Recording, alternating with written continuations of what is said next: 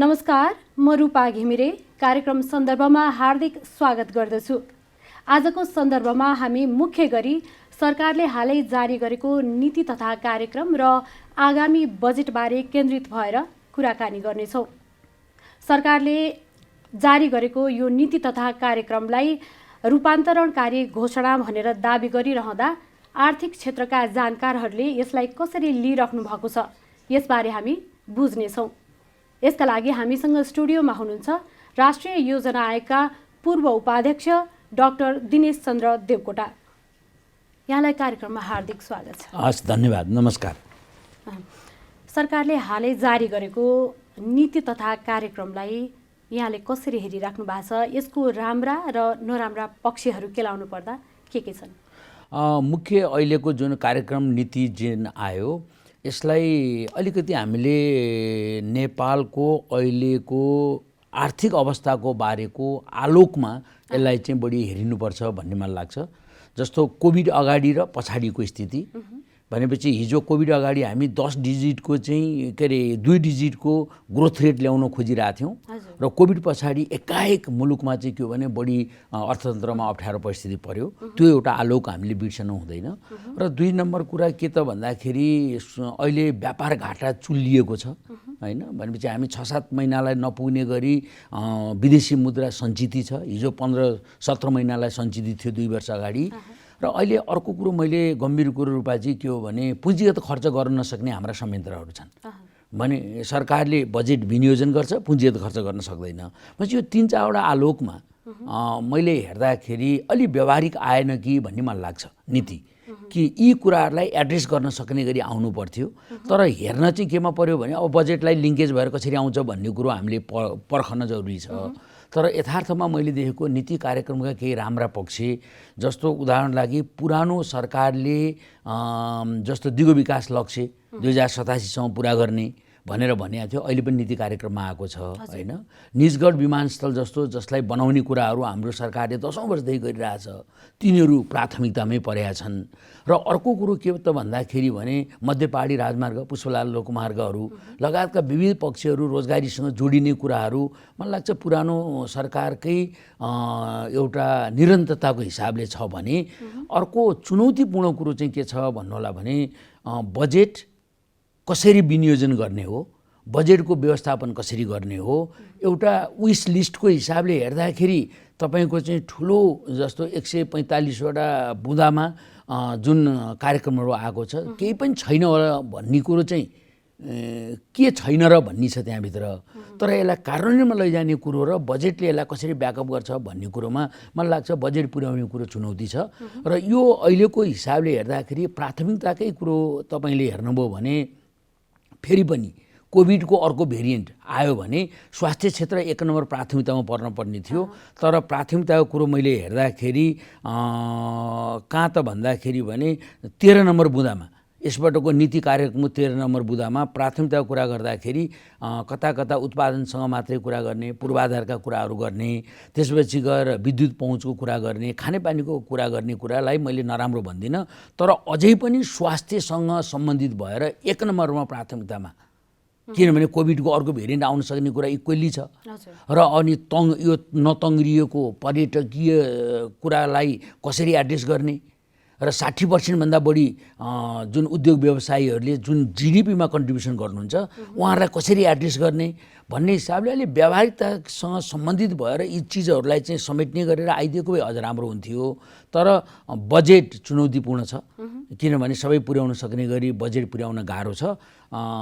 मैले समग्र रूपमा हेर्दाखेरि एउटा मिश्रित प्रतिक्रिया दिन चाहेँ र विश लिस्ट बढी भयो कि भन्ने लाग्छ मलाई।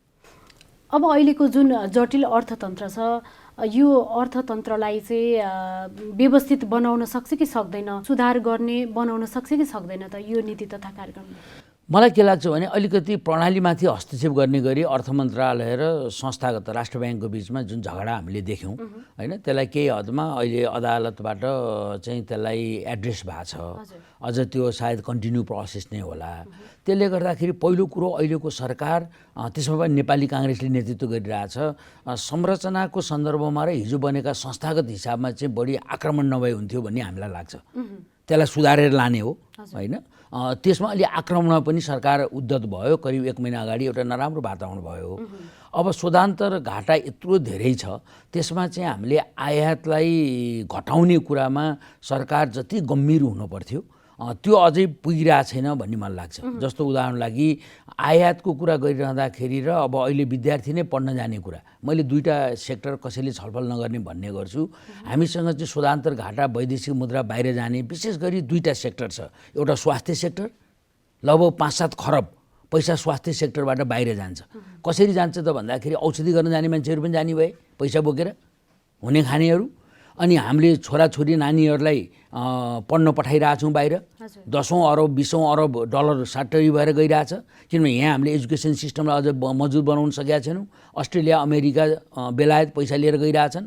र तेस्रो कुरो के भने औषधि नै हामीले यहाँ उत्पादन गर्न सकेका हुनाले मलाई लाग्छ 1-2 खरबको त औषधि आयात हुन्छ होला। भनेपछि हाम्रो बजेटको 14-15 खरब बजेटमा बसेको सरकार यही मैले भनेकै सेक्टरमा 5-7 खरब त बाहिर गइरहेछ। र अर्को कुरा के हो भने सुनका कुरा छन्, विलासिताका सामानका कुरा छन्, गाडीका कुरा छन्, पेट्रोलियम पदार्थको कुराहरू छ। यी जम्मै कुराहरूले गर्दाखेरि के हो भने सरकार उत्पादनसँग जोडिएर जाने कुरोमा चाहिँ अझै चुनौती छ। हाम्रो चाहिँ सरकार मात्रै भन्न, मैले 60% चाहिँ जिडिपीमा कन्ट्रिब्युसन गर्ने प्राइभेट सेक्टरले सहकारी र उपभोक्ता समूहहरूलाई हामीले उत्पादनसँग जोडिएर खसी, बोका, धान, चामल, इभन तरकारी समेत यहाँ उत्पादन गर्न सकिरहेको छैनौँ। त्यसो हुँदाखेरि समग्र मुलुकको मैले सरकारको कुरा मात्रै गरिनँ, सरकारले सहजीकरण गर्नुपर्ने हो, नेतृत्वदायी भूमिका हुन्छ। तर हाम्रो एटिच्युडमै, हाम्रो चाहिँ जुन एउटा सोचमा, नेपालीको सोचमा परिवर्तन ल्याउन जरुरी छ। जस्तो मैले अर्को उदाहरण दिन चाहन्छु। आज चाहे नेपाली काङ्ग्रेस भन्नुहोस्, चाहे एमाले भन्नुहोस्, चाहे चाहिँ नेकपा माओवादी केन्द्र भन्नुहोस्, अथवा यस पार्टी भन्नुहोस्, जुन चाहिँ भन्नुहोस्, करिब चाहिँ 20 लाख मान्छे त उहाँहरूको त के भने कार्यकर्ता छन् भन्नुहुन्छ नि। सबैजना मिलेर 30 लाखै होला। भनेपछि नेपालको मैले एउटा तपाईँलाई आँकडा दिएँ भने करिब 3 करोड मान्छेमध्ये 50% मान्छे चाहिँ 52% जति मान्छे चाहिँ काम गर्ने उमेर समूहका छौँ। 3 करोडमा 1.5 करोड मान्छे छौँ।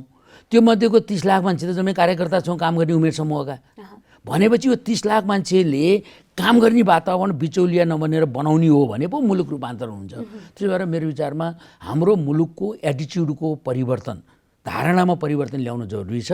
जुन कार्यकर्ता र सबैलाई उद्यमशीलतामा जोडिने गरी हामीले महाअभियानको रूपमा लैजाने गरी जान सक्यौँ भने मात्रै के हुन्छ भने हाम्रो व्यापार घाटा कम हुन्छ, बाहिरबाट आउने आयात घट्छ र हामीले निर्यात बढाउन सक्छौँ। त्यो कुरोमा समग्र मुलुकले नै यसलाई चाहिँ मार्गनिर्देश गरेर जाने गरी हामी अगाडि बढ्नै सकेका छैनौँ र त्यसैमा हामी रुमल्लिरहेछौँ। अब नीति तथा कार्यक्रममा जुन अहिलेको आवश्यकता नै हो, कृषि क्षेत्रलाई विशेष जोड दिनुपर्ने, उत्पादन औद्योगिकीकरणलाई चाहिँ जोड दिने कुराहरू त आएकै छ। तथापि ठोस रूपमा चाहिँ बुदागत हिसाबमा चाहिँ यो गरेपछि यो गर्ने, यसरी जान्छ भन्ने कुरा चाहिँ सरसती नआएको हो कि भन्ने पनि कतिपयको टिप्पणी रहेको छ। के भन्नुहुन्छ? जस्तो यसमा तपाईँले एकदम राम्रै ठिकै कुरा गर्नुभयो। मलाई के लाग्छ भन्नु होला, हामीले नीतिगत रूपमा हामीले धेरै नीतिहरू 10औं वर्षदेखिका नीति कार्यक्रमलाई हेर्दै गयौँ भने सबै चिजहरू उही कुराहरू नै दोहोरिएका छन्। यसमा कुनै नवीनतम के छ त भन्दाखेरि मैले धेरै पाउन्न। जस्तो अहिले 2-3टा कुरामा यसले नवीनतम खोजेको थियो। जस्तो उत्पादनसँग जोडिएको काम गर्ने भनेर 1 नम्बर बुदामा प्राथमिकता राख्यो, तथापि मैले स्वास्थ्यलाई नै राख्नु पर्थ्यो भने, तर राखिसकेपछि उत्पादनसँग जोडिने कसरी त भन्दाखेरि एउटा सिपमूलक तालिम दिनु पर्यो। सिपमूलक तालिम दिएको मान्छेलाई चाहिँ उसलाई रोजगारीमा कि लैजानु पर्यो कि उद्यमशीलतामा लैजानु पर्यो। त्यसको लागि त पुँजी चाहियो। पुँजी कहाँ छ भन्दा कि सहकारीसँग छ कि ब्याङ्कसँग छ। त्यो कुरोको एउटा संयन्त्र नबनाएको हुनाले, जस्तो अब प्राविधिक शिक्षाकै कुरा गरौँ, सिपमूलक तालिम त उहाँहरूले दिने होला, तर उहाँहरूले चाहिँ के भने तालिम दिने मान्छे छोडिदिने। त्यसलाई चाहिँ उसले चाहिँ के अरे उद्यमशीलताको काम गर्न उसले चाहिँ के भने कुनै रिसोर्स चाहिँ के भने कि सहकारीले दिने, कोही कहाँ गर्ने, यो क्लोज्ड हिसाबले एउटा संयन्त्र बनाएर नीति कार्यक्रमले आइदिनु पर्थ्यो भन्ने मेरो धारणा थियो। जस्तो मेरो सुझाव पनि थियो, मान्य अर्थमन्त्री हामी छलफल गर्दाखेरि सुझाव पनि दिएका थियौँ। तर फेरि पनि उही के आयो भने तालिम दिने अनि रोजगारी वातावरण सिर्जना गर्ने, उत्पादन गर्ने। तर उत्पादन गरेको वस्तुहरू आज बिक्री नभएर दुध मेरो विचारमा रोडमा खनाइरहेका किसानहरू हुनुहुन्छ। उत्पादन गरिएको तरकारी बिक्री नभएर एउटा चाहिँ एकदम सस्तो मूल्यमा चाहिँ बिचौलियाहरूलाई बेचेर बिचौलियाले लाखौँ रुपियाँ कमाइरहेको स्थिति छ भने यो चिजहरू चाहिँ के भने निराकरण गर्नको लागि मलाई लाग्छ बजेटले केन्द्रित भएर केही आओस् भन्न चाहन्छु म। नीति कार्यक्रममा आएन यी कुराहरू, नीति कार्यक्रमले मार्गनिर्देश गर्न सकेन। जस्तो मैले दुईवटा कुरा कृषिसँगकै कुरामा बाँझो खेतलाई हैन अब चाहिँ हामी चाहिँ के भने उर्वर भूमि बनाउँछौँ भनेर हिजो पनि आयो आज पनि आयो, तर बाँझो खेत हुने मान्छेहरू काठमाडौँ पोखरा र चितवनमा बसाइ सरेर आइसके पहाडका मान्छे उनीहरूले बाँझो खेत आफ्नो खेतलाई चाहिँ अर्को पार्टीलाई दिनको लागि विश्वसनीयताको वातावरण छैन। त्यसको लागि त के हुन पर्यो भने नगरपालिका गाउँपालिकाले भूमि ब्याङ्क बनाएर, उदाहरणलाई एउटा भूमि ब्याङ्क बनाएर हुनेको भूमि ब्याङ्कलाई चाहिँ धितो राख्न दिने र भूमि ब्याङ्कले चाहिँ तिनीहरूलाई चाहिँ के भने एउटा चाहिँ मुआब्जा लिएर हैन रेन्टमा लिएर 5 वर्ष 10 वर्ष दिने गरी विश्वसनीयता वातावरण त नगरपालिका गाउँपालिकाले गरिदियो भनेन लाल पूर्जावालाले चाहिँ फेरि दिन सक्छ भनेपछि यस्ता चिजहरू चाहिँ मूर्त रूपमा आएनन् कि फेरि पनि हामी बाँझो खेतलाई एकदम हराभरा बनाउँछौँ भनिया छ। अनि हामी उत्पादनसँग जोडिएर रोजगारी सिर्जना गर्छौँ भनिया छौँ। उत्पादनसँग रोजगारी जोड्ने कुरामा मैले भने सिप तालिम त दिने, तालिम दिएका मान्छेलाई रोजगारीमा कि जान पाउनु पर्यो कि भने उसैले उद्यमशीलता सिर्जना गर्न पर्यो। त्यसको लागि पुँजी कहाँबाट आउँछ भन्दाखेरि इन्टिग्रेटेड रूपमा एकीकृत रूपमा एउटै विन्डोबाट काम गर्ने कुरोमा अझै सरकार चाहिँ जसरी नीति कार्यक्रमले बोल्नुपर्ने थियो बोलेन। त्यसो हुँदाखेरि कृषि क्षेत्रकै कुरा गर्नुहुन्छ भने अहिले हामी खाद्यान्न चाहिँ बाहिरबाट ल्याउने भयौँ हैन, धान समेत बाहिरबाट आइरहेछ, तेल बाहिरबाट आइरहेछ भनेपछि अब तरकारीहरू पनि बाहिरबाट आइरहेछ। हुँदा अस्ट्रेलियाको हामीले चाहिँ यो मैले धेरै कुरा गर्न जरुरी चाहन्न, सबैले बुझ्नु भएको छ अस्ट्रेलियाको स्याउ खाइरहेछौँ। भनेपछि जम्मै कुराहरूलाई हेर्दाखेरि हामीले इन्टिग्रेटेड रूपमा हामीले जसरी जानु पर्थ्यो त्यो अझै पनि कृषि क्षेत्रमा जाने गरी हाम्रो चाहिँ हिम्मतका साथ चाहिँ नीति कार्यक्रमले बोलेन भन्ने मलाई लाग्छ। अब आशा गरौँ बजेटमा केही आउला। अब अहिले नीति तथा कार्यक्रम सँगसँगै अहिले विश्व नै एउटा जटिल मोडमा पुगेको छ। रुस र युक्रेनको युद्धको कारण खाद्य सङ्कट विश्वले नै भोग्ने भन्ने एउटा अनुमान गरिराखिएको अवस्था छ र कतिपय मुलुक 20वटा मुलुकले चाहिँ अहिले आफ्नो देशको उत्पादनलाई निर्यातमा रोक पनि लगाउँदै आएको छ। हिजै मात्र भारतले चिनीको रोक लगाएको थियो, सँगसँगै हिजो चिनी पनि रोक लगाइसकेको छ। अब यो अवस्थामा नेपाल जस्तो अन्य देशमाथि खाद्यान्नको लागि जुन परनिर्भरता भएको मुलुकले तत्कालै अब खाद्य जोहो गर्नलाई केही तदारुकता देखाउनु पर्ने हो कि होइन, के गर्नुपर्ने हो? सरकारले यसमा बेखबर जस्तो देखिन्छ। जस्तो मलाई के लाग्छ भने अहिले पनि तपाईँले हेर्नुभयो भने सबभन्दा हाम्रो गम्भीर कुरा के छ नेपालको भन्नु होला रूपाजी भने समस्या कहाँनिर छ भने हामीले सङ्घीय लोकतान्त्रिक गणतन्त्र नेपाल बनायौँ, अझै हामीसँग केन्द्रीकृत सोचको धङधङी विशेष गरी ठुला पार्टी र ठुला पार्टीका ठुला नेता र मान्य मन्त्रीज्यूहरूसँग छ भन्न मैले चाहेँ। जस्तो उदाहरण लागि 22वटा एकल अधिकार लिएर स्थानीय तहको सरकार बसेको छ, त्यस्तै गरेर प्रदेश सरकारसँग चाहिँ अधिकारहरू छन्। अहिले मैले नीतिगत तहमा हेर्दाखेरि तपाईँको खानेपानीको चाहिँ कुराहरू हैन, अब फोहोर मैलाको व्यवस्थापन गर्ने कुरादेखि लिएर सबै कुरोमा केन्द्रीकृत सरकारले मैले स्थानीय तहको सरकारहरूलाई यी चिजहरूमा सहजीकरण गर्छु भन्ने कुरो पो नीति कार्यक्रममा आउँछ। तर उहाँहरूले किन आफैलाई काम गर्न मन छ भनेपछि केन्द्रीकृत हिजोको सोचमा पञ्चायतकालका सोचमा महेन्द्रका सोचमा बनेका सङ्घ संस्थाहरूलाई अहिलेको संस्थाहरूलाई केन्द्रीकृत मन्त्रालय र विभागसँग रहेका कार्यक्रमहरूलाई हामीले तल लैजाने कुरोमा अझै पनि के भइरह्यौँ भने हामीसँग अनुदार परिस्थिति रह्यो। जस्तो उदाहरणलाई मैले यो किन भन्न चाहेँ भने स्थानीय तहको सरकारसँग 22वटा एकल अधिकार भइसकेपछि हामीले त्यही संयन्त्र बनाइदिएर चाहे त्यो खानेपानीको कुरा होस्, चाहे त्यो चाहिँ बिजुलीको एउटा चाहिँ वितरणको कुरा होस्, चाहे तपाईँको इन्टरनेटको चाहिँ सेवा प्रदान गर्ने कुरा होस्, चाहे तपाईँको चाहिँ के भन्दाखेरि भौतिक पूर्वाधारको रोडहरू बनाउने कुरा होस्, अथवा स्वास्थ्य र शिक्षाको कुरा समेत लिएर 22वटा एकल अधिकारका मौलिक अधिकारहरूका सम्पूर्ण कार्यक्रमहरू केन्द्रीय सरकारले चाहिँ कहाँ दिनु पर्यो त भन्दाखेरि तल दिनु पर्यो र गाउँपालिका र नगरपालिका लेभलमा चुस्त र फुर्त कर्मचारीहरू विज्ञहरू र पर्यो भने मैले त भन्ने गरिरहेको छु सहसचिव लेभलको प्रमुख प्रशासकीय अधिकृत राखेर त्यो जनताले निर्वाचित भएर लिएर आएको मेयर र जनताले निर्वाचित गरेर लिएर आएको गाउँपालिकाको अध्यक्षलाई सम्पूर्ण अधिकार संविधानमा त प्रदत्त भएको अधिकारबाट दिनु पर्यो। त्यो अधिकार दिइरहँदाखेरि के हो भने उसलाई बजेट पनि दिनु पर्यो। आज वीरगन्जमा उठ्ने बजेट, वीरगन्जको भन्सारबाट आउने बजेट त न वीरगन्जको हो न केन्द्रीय सरकारको मात्रै हो, यो त राष्ट्रको हो नि। आज तपाईँले हेर्नुभयो भने प्रदेश सरकारलाई हामी 15-20 अरब पनि पैसा दिँदैनौँ, प्रदेश सरकारलाई 15-20 अरब दिँदैनौँ भनेपछि 2 खरब पैसा पनि प्रदेश सरकारलाई जाँदैन। 14-15 खरब मध्येको पैसामा 50 करोड 60 करोडभन्दा एउटा चाहिँ स्थानीय तहको सरकारलाई दिँदैनौँ भनेपछि 3 खरब र 4 खरब पैसा यदि तल दिँदैनौँ हामी 25% पैसा चाहिँ हामी तल दिने प्रदेश र स्थानीय तहको सरकारमा। अहिले पनि 11 खरब 15-12 खरब पैसा चाहिँ केन्द्रीय सरकारले राख्ने अनि हामी विकास चाहिँ के भने सबै जुरुक्कै हुन्छ भन्छौँ। तथापि केही एउटा बुँदाहरूमा अब अहिले त के देखिरहेको छु भने ठुला र मेगा प्रोजेक्टहरू चाहिँ केन्द्रीय सरकारले गर्नेछ भन्ने कुराहरू पनि आएको छ कुन नम्बर बुँदामा हो, त्यो चाहिँ राम्रो पक्ष छ। तर पनि सरकारले हिम्मतका साथ हिजो भएका पुनर्संरचनाका कार्यक्रमहरूलाई एउटा कन्टिन्यू गर्दै यी संस्थागत संरचनाहरूमा सुधार गरेर स्थानीय तहको सरकार र प्रदेश सरकारलाई बलियो गर्ने गऱ्यौँ भने कार्यान्वयन पनि गर्न सकिन्छ। आज 20-30% पुँजीगत खर्च हुँदैन, केन्द्रमा पैसा राख्यो पुँजीगत खर्च भएको छैन भनेपछि तर स्थानीय तहको सरकारको अलि क्षमता छैन भन्ने कुरोको जुन एउटा सोच छ हामीसँग मानसिकता छ, क्षमता त्यहाँ अभिवृद्धि गरिदिने हो नि त। मेयर साहबहरू चुनिएर आउनु भएको छ, उहाँले सिक्नुहुन्न भने विज्ञ राखेर काम गर्नुहुन्छ भने सिंहदरबारमा पनि सबै सिक्या मान्ने मन्त्रीज्यू त हुनुहुन्न होला, त्यहाँ पनि एउटा प्रशासनिक संयन्त्र छ, उसले सपोर्ट गरेको छ, उहाँले पनि विज्ञ राख्नु भएको छ र केही काम गर्नु भएको छ। अधिकार हस्तान्तरण गरिए एक त पुँजीगत खर्च पनि बढ्ने थियो र संहिता पनि बलियो हुने थियो कि। त्यसमाले अहिले हाम्रो चाहिँ हिजोको ट्रेन्डमा हामी हाम्रो चेन्ज नै आएको छैन। हामीले चाहिँ संहिता कार्यान्वयनको कुरामा संहितालाई बलि मजबुत बनाउने कुरोमा मैले त के भनिरहेको छु भने संहिता कार्यान्वयनको लागि एउटा ठुलो तालिम केन्द्र नै खोले हुन्छ भन्छु म कि, प्रशिक्षण प्रतिष्ठानै खोले हुन्छ। किन भन्नुहोला भने वडा अध्यक्ष, मेयर, गाविस अध्यक्ष र उपमेयर सबैलाई तालिम चाहिएको छ नि, सिक्नु पर्यो नि। अनि अब चाहिँ इभन केन्द्रीय प्रदेश सरकारमा बस्ने मान्य सभासदहरूले कुरो बुझ्नु पऱ्यो नि, संहिताको कुरोमा इभन हाम्रो ब्युरोक्रेसीलाई प्रशासन संयन्त्रलाई पनि त सिकाउनु पऱ्यो नि के हो संहिता भनेको।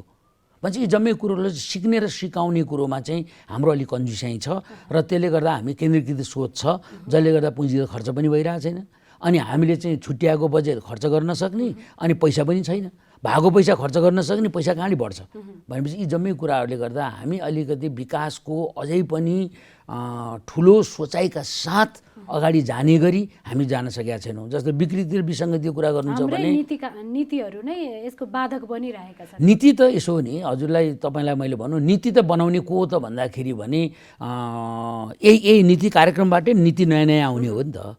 संसदले ऐन दिएपछि न के अरे यसले कार्यान्वयन गर्ने हो नि।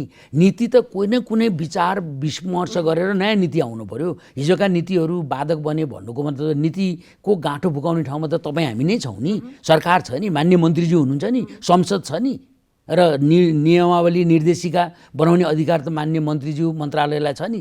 तर आफैसँगको सोच चाहिँ जब परिवर्तन गर्न सक्ने गरी क्षमता चाहिँ आफूले राख्दैनौँ भने त कसरी नीति नयाँ आउँछ।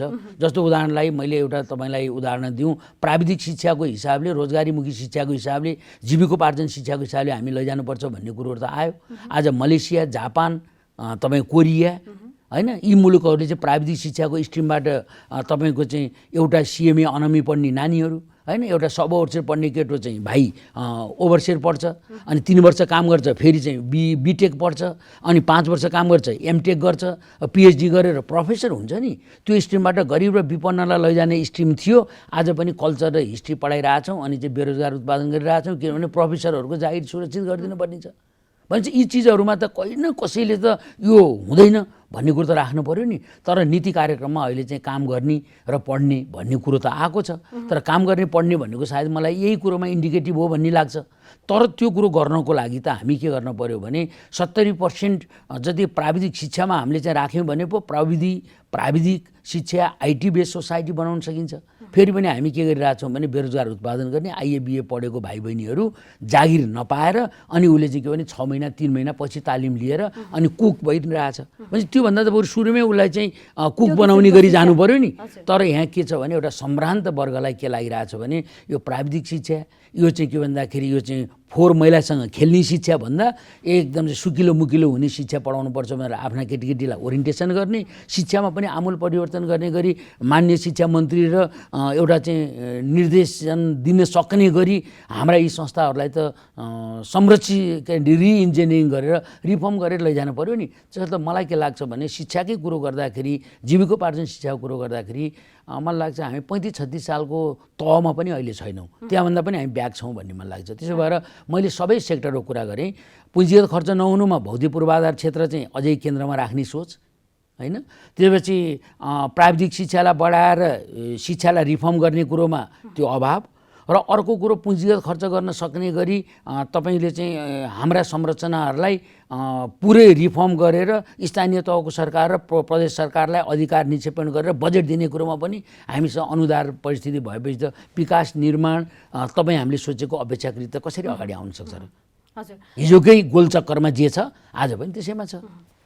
अब आजको 2 दिनपछि करिब ठ्याक्कै 15 गते बजेट पनि ल्याउँदैछ सरकारले। विशेष गरी अहिले जनताहरू चाहिँ महँगीको मारमा छन् र बेरोजगारी व्याप्त छ हैन। यस्तो अवस्थामा आम सर्वसाधारण जनताले चाहिँ ती कुराहरूलाई सम्बोधन हुने किसिमका नीति कार्यक्रम र बजेट आउला भन्ने अपेक्षा गरिरहेको अवस्था छ। अब बजेट खासमा कस्तो किसिमको आउनुपर्ने हो यो अवस्थामा? बजेट चाहिँ मलाई के लाग्छ भने पहिलो कुरो कार्यान्वयन गर्न सक्ने लेभलको बजेट आउनु पर्यो। जस्तो 14-15 खरब 15-16 खरब चाहिँ बजेट ल्याउने, अनि 2 खरब पैसा चाहिँ खर्च गर्न सक्दिनँ भनेर फेरि 6 महिनापछि संशोधन गर्ने, र अनि त्यसमा पनि पुँजीगत खर्च चाहिँ तपाईँको 40-50% गर्न नसक्ने भनेपछि त्यो किसिमको बजेट चाहिँ कार्यान्वयन गर्न सक्ने बजेट, महत्त्वाकांक्षी बजेट आउन जरुरी छैन एउटा कुरा, र व्यावहारिक बजेट आउनु पर्यो नम्बर 1। नम्बर 2 कुरो चाहिँ जनतालाई राहत दिने किसिमका कार्यक्रमहरूलाई फोकस हुनु पर्यो। मेगा र ठुला प्रोजेक्टहरू चाहिँ केन्द्रीय सरकारले गर्ने गरी प्रोजेक्ट ब्याङ्क बनाएर जान पर्यो भने प्रदेश सरकारलाई चाहिँ अलिकति बजेट बढी चाहिँ विनियोजन गर्न सक्ने गरी आँट गर्न पर्यो, र उसले 2-3 गाउँपालिकाका कामहरू जोड्ने काम, नगरपालिका जोड्ने काम उसले त्यो गर्न पर्यो। र स्थानीय तहको सरकारलाई चाहिँ के गरिदिनु पर्यो भने बढी बजेट विनियोजन गरेर क्षमता अभिवृद्धि गरिदिनु पर्यो, त्यही खर्च गर्ने मेकानिजम बनाइदिनु पर्यो। र अझ बजेटले चाहिँ यसपल्ट के गर्न पर्यो भने 60% जिडिपीमा कन्ट्रिब्युसन गर्ने प्राइभेट सेक्टरलाई ऊ निरुत्साहित छ। उनीहरूका चाहिँ समस्याहरूलाई चाहिँ सल्टाइदिएर उनीहरूले चाहिँ पार्टनरसिप, कतिपय उद्योगीहरूले चाहिँ यसको स्वागत पनि गरेका छन्। हामी उद्योगी मैत्री नै आयो नीति कार्यक्रम पनि। प्राय उद्योगीहरूले मलाई लाग्छ कुनै पनि नीति कार्यक्रम धेरै विरोध गरेकै मैले पाउन्न, किनभने उहाँहरूमा त्यो एउटा क्यारेक्टर हुन्छ, कार्यान्वयनको पर्खाइमा हुनुहुन्छ। तर उद्योग व्यवसायीहरूलाई काम गर्ने वातावरण हामीले सिर्जना गऱ्यौँ भने हामीसँग 14-15 खरब सरकारले बजेट ल्याउँछ, त्यसको 60% भनेको त 9 खरब जति पैसा त बाहिर इन्फर्मल सेक्टरमा छ नि त, त्यो भित्र ल्याउन सक्ने गरी वातावरण बनाइदिन पर्यो।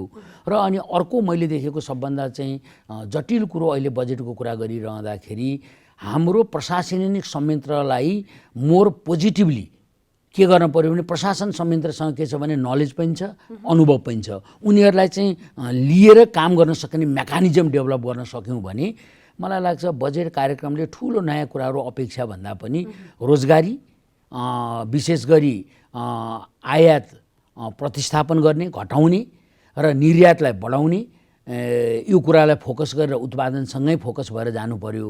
र अनि अर्को कुरो के त भन्दाखेरि भने जुन समावेशी विकासको हिसाबले सङ्घीयतालाई कार्यान्वयन गर्ने गरी सङ्घीयता नै धरापमा पर्छ कि भन्ने जुन एउटा समस्या छ, सङ्घीयतालाई मजबुत बनाउने गरी ऐन नियम कानुनहरू बनाउँदै अगाडि बढ्यौँ भने मलाई लाग्छ बजेट त्यसरी नै आउन सक्यो भने व्यावहारिक हुन्छ भन्ने मलाई लाग्छ।